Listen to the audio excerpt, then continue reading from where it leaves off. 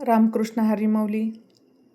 आज आपण एक थोर संत शिरोमणी श्री नामदेव महाराज यांच्या चारित्र्याबद्दल जाणून घेणार आहोत आणि त्यांच्या मठाबद्दल जाणून घेणार आहोत. त्यांचा मठ आहे पांडुरंगाच्या मंदिरापासून नजदीकच उज्ज्वला सेतूपासून पुढे गेले की दुसऱ्या बोळात हे मंदिर आहे. छान असं नामदेव महाराजांचं मंदिर आहे. पुढे गेलं की विठ्ठलाचं मंदिर आणि समोर भक्तांच्या भजन कीर्तनासाठी अशी जागा आहे. मी गेले तेव्हा भजन कीर्तन चालू होतं आणि वरती भक्तांना आणि खाली पण राहण्याची सोय आहे. अशा तऱ्हेने जे सर्व भक्त येतात ते इथं भजन कीर्तन वगैरे करतात आणि राहतात, पांडुरंगाचं दर्शन घेतात. असं हे सुंदर मठ आहे, त्यांचं मंदिर आहे. त्यामध्ये संत नामदेव महाराजांचं पूर्ण नाव होतं नामदेव दामासेठ रेळेकर आणि त्यांच्या आईचं नाव होतं गोनाई, पत्नी राजाई होती आणि मोठी बहीण आऊबाई. मुलं होती नारा, विठा, गोंदा, महादा आणि मुलीचं नाव होतं लिंबाई. असा त्यांचा परिवार होता.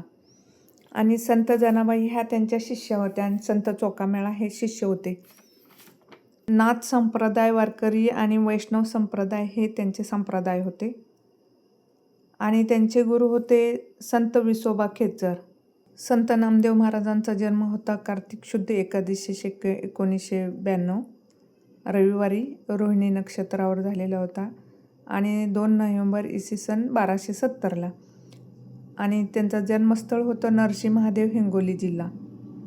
आणि त्यांचा मृत्यू झाला आषाढ वैद्य त्रयोदशी शके 1272 म्हणजेच 3 जुलै 1350.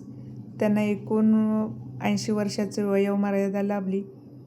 आणि श्री संत ज्ञानेश्वर माऊलींच्या जिवंत समाधीनंतर त्यांनी 50 वर्ष भागवत धर्माचा प्रचार केला. एवढंच नाही आहे तर त्यांनी पंजाबपर्यंत भागवत धर्माचा प्रचार केला. पंजाबमधील शीख धर्मातील गुरु ग्रंथ साहेबमध्ये त्यांच्या 125 रचना होत्या. नामदेवजी की मुखबाणी अशी शीख पंथाच्या गुरुग्रंथामध्ये गुरुमुखी लिपीत घेतलेले आहे. त्यांनी नामदेवांच्या अभंग आता सुमारे 2500 प्रसिद्ध आहेत. संत नामदेवाने आदी, समाधी, तीर्थावळी किंवा तीर्थावली या गाथेतील 3 अध्यायातून संत ज्ञानेश्वरांचे चरित्र सांगितले. भागवत धर्माचे एक आद्य प्रचारक म्हणून त्यांची ओळख आहे. घुमान म्हणजेच पंजाबमध्ये त्यांची शीख बांधवांनी त्यांची मंदिरे उभारली आहेत. बोहरदास, लडू, विष्णू स्वामी, केशव कलाधार हे त्यांचे पंजाबमधले शिष्य होते. राजस्थानातील शीख बांधवांनी त्यांनी मंदिरे बांधलेली आहेत. नामुळे प्रत्यक्ष पांडुरंगाला सुद्धा नाचायला लावायचे अशी त्यांची ख्याती आहे.